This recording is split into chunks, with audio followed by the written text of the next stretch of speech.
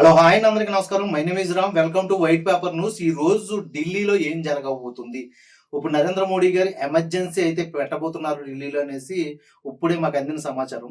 అయితే దీని మీద పూర్తిగా మనం మాట్లాడుకోవాలి అంటే ఫస్ట్ ఆఫ్ ఆల్ ఆ గందరగోళం చేసే విద్యార్థుల వెనకాల ఉన్న ఆ దుష్ట శక్తులు ఎవరో తెలుసుకోవాలి. ఇప్పుడు నరేంద్ర మోడీ గారి ప్రభుత్వాన్ని దించడానికి ప్రయత్నిస్తున్న ఆ విద్యార్థులు వెనక ముసుగులో ఉన్న వాళ్ళందరూ ఎవరు బయటికి రావాలి.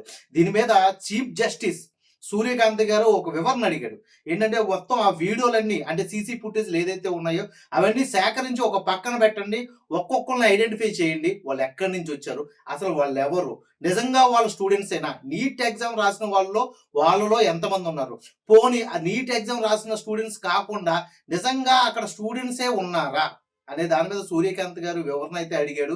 అలాగే సూర్యకాంత్ గారు ఈరోజు ఇంకా వివాదాస్పద వ్యాఖ్యలు చేశారు. ఏంటంటే మొత్తం ఢిల్లీలో ఇప్పుడు ఎమర్జెన్సీ పాలన తీసుకురావడానికి నరేంద్ర మోడీ గారు తీసుకున్న నిర్ణయంలో ఏదైతే ఉందో మొత్తం ఢిల్లీ అంతా కూడా షట్ డౌన్ చేసే పరిస్థితిలోకి అయితే వెళ్ళిపోయింది.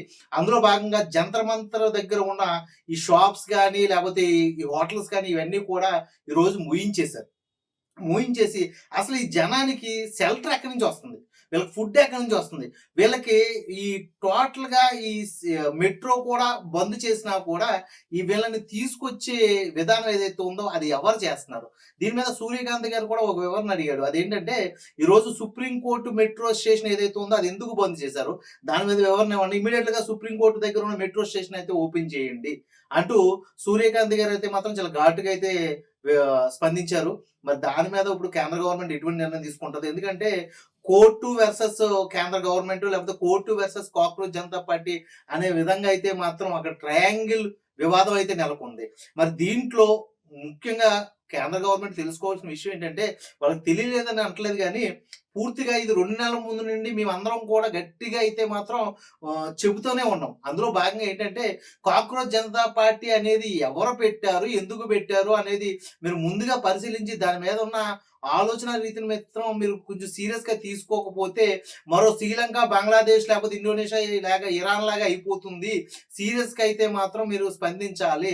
రేపొద్దున వాళ్ళు ఉద్యమాల పేరుతో ఈ రోడ్డు మీదకి వచ్చి ధర్నాలు చేస్తూ ఉంటే అందులో భాగంగా ఏ పాకిస్తానోడో లేకపోతే చైనా వచ్చి అందులో కలిసిపోయి ఏదైనా బాంబ్ బ్లాస్ట్లు కానీ లేకపోతే మారణ హోమం కానీ చేస్తే అదంతా కూడా కేంద్ర గవర్నమెంట్ మీద ఇంపాక్ట్ చేయడానికి ఉపయోగపడుతుంది.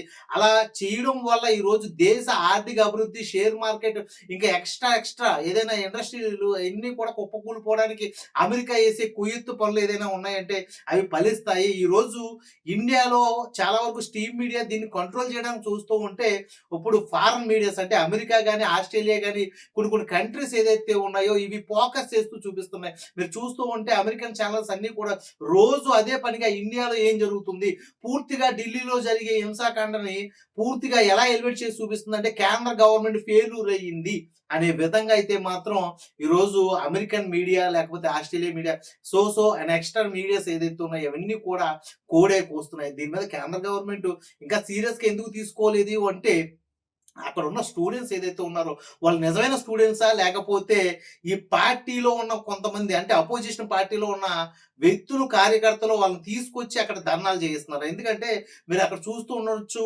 చాలా మంది తక్కువగా సౌత్ ఇండియా నుంచి వెళ్ళారు, హర్యానా లేకపోతే రాజస్థాను లేకపోతే ఢిల్లీ పరిసర ప్రాంతాల నుంచి వచ్చారనేసి ప్రకాష్ రాజ్ గారు ఒక ఇంటర్వ్యూలో కూడా చెప్పాడు.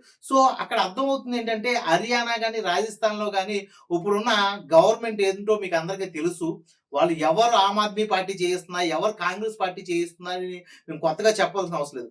బట్ మాకు కావాల్సింది ఏంటంటే నిజంగా స్టూడెంట్స్ కి అయితే మాత్రం న్యాయం జరగాలి. ఎందుకు అంటే స్టూడెంట్స్ కి నీట్ ఎగ్జామ్ లో అన్యాయమే జరిగింది. ఈ అన్యాయాన్ని మాత్రం కేంద్ర గవర్నమెంట్ పునరుద్ధరించుకుని ఇమీడియట్ గా దాన్ని షార్ట్ అవుట్ చేసి ఖచ్చితంగా దానికి అయితే మాత్రం ఒక సొల్యూషన్ అయితే ఇవ్వాలి. అది మాత్రం ఖచ్చితంగా చెయ్యాలి.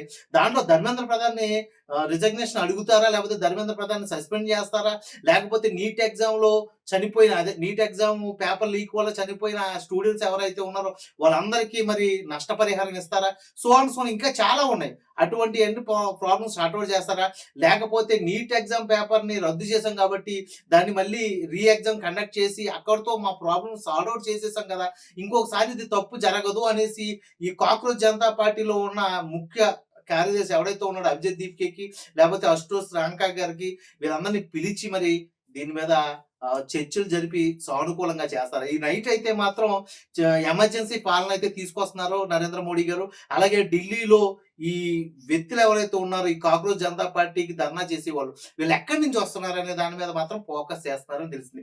అంతగా ఇంకో విషయం చెప్పాల్సింది ఏంటంటే పూర్తిగా నిన్న రాళ్ళు రూకున్న విషయంలో చాలా మంది ఔటర్స్ అయితే ఉన్నారని చేసి కేంద్ర గవర్నమెంట్ గుర్తించింది. అలాగే పోలీసుల్లో కూడా ఔట్ సోర్స్ వాళ్ళు ఎందుకు వచ్చారనేసి ఇప్పుడు కాక్రోచ్ జనతా పార్టీ అడుగుతుంది. మరి పూర్తిగా ఈ వివరణ ఏదైతే ఉందో ఇది మరి రాబోయే రోజుల్లో మరి కోర్టులో తేలుతుందా లేకపోతే కేంద్ర గవర్నమెంట్ దాన్ని షార్ట్ అవుట్ చేసి క్లోజ్ చేస్తుందా మరి చూడాలండి. ఇది ఇప్పుడున్న పరిస్థితికి ఢిల్లీలో ఏం జరుగుతుంది అనేది. మరి రేపు పొద్దునకైతే చర్చలకైతే రమ్మని అయితే మాత్రం మన నరేంద్ర మోడీ గారు లేకపోతే కేంద్ర గవర్నమెంట్ పిలుపునైతే ఇచ్చింది.